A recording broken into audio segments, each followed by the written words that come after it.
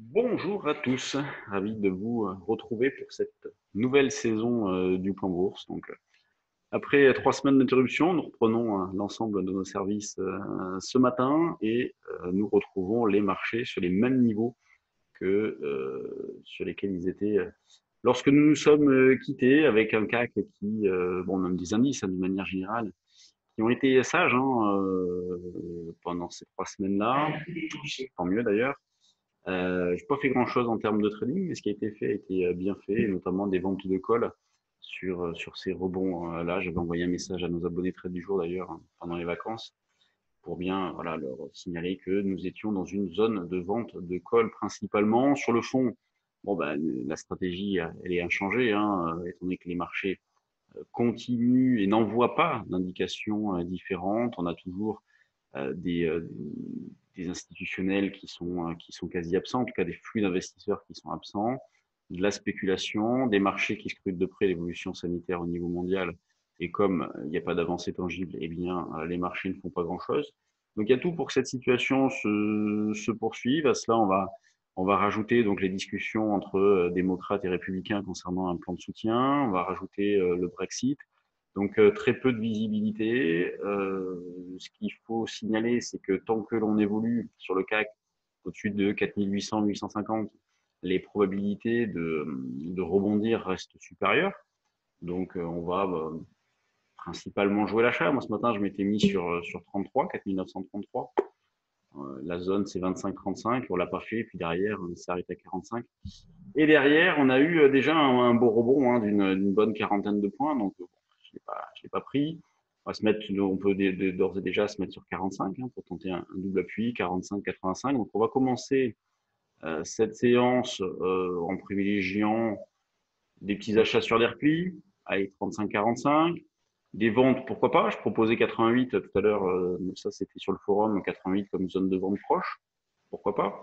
Donc on va jouer aussi bien à court, moyen terme, une poursuite de cette situation avec pas de directionnel, l'accumulation d'écarts, on ne laisse pas forcément porter, et donc des positions options, donc notamment de vente de call spread, c'est ce qui est de plus facile à monter dans la situation actuelle, donc en profitant de repli pour acheter des calls et donc vendre d'autres calls sur des rebonds. Sur le DAX, bon, on est placé à l'achat aussi, alors un petit peu loin. C'est vrai que quand on a envoyé les propositions ce matin, on était plutôt autour des 13 000. Là, on est à 13 070. Donc, partant de 13 000, ce qu'on proposait comme niveau d'achat, c'est la zone 12 920, 12 940. Partant de 13 080 à 13 100 tout à l'heure, bon, on peut rapprocher cette zone d'achat à pourquoi pas 12 993 pour jouer un appui sur le même niveau que ce matin. Donc, dans le même esprit que le CAC, un achat sur 45, 12 993 sur le DAX. Donc, dans l'idée de jouer 993, 13 000, 13 090, 13 100.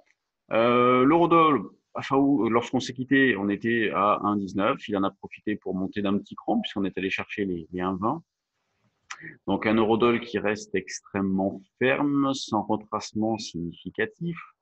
Euh, mais on a pu faire des allers-retours pendant le mois d'août. Donc là, pour ce matin, partant de 1,12,92, eh bien, à l'achat, on va retrouver la zone, par exemple, des 1,19,27. Après, c'est 1,18,80,90. Il y a plein de petits niveaux, évidemment, à force de faire du surplace.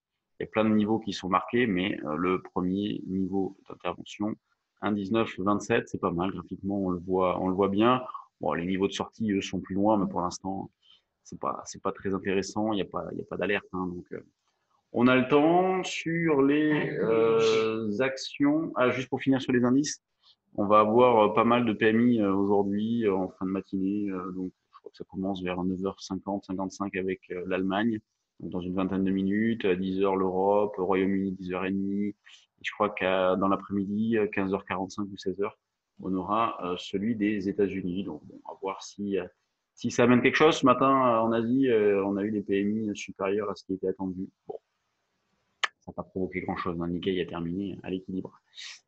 Sur les actions, donc, bon, valeur du CAC. Donc, on a toujours le dossier, Engie, Suez, Veolia, les tractations. Donc, Engie, plus forte hausse du CAC, qui prend 2% ce matin. Ensuite, on a Dassault. Bon, Dassault qui s'est bien repris. On arrive sur une zone de résistance. Ensuite, on a ST Micro, Sanofi, Vivendi, et puis je décale un peu la caméra.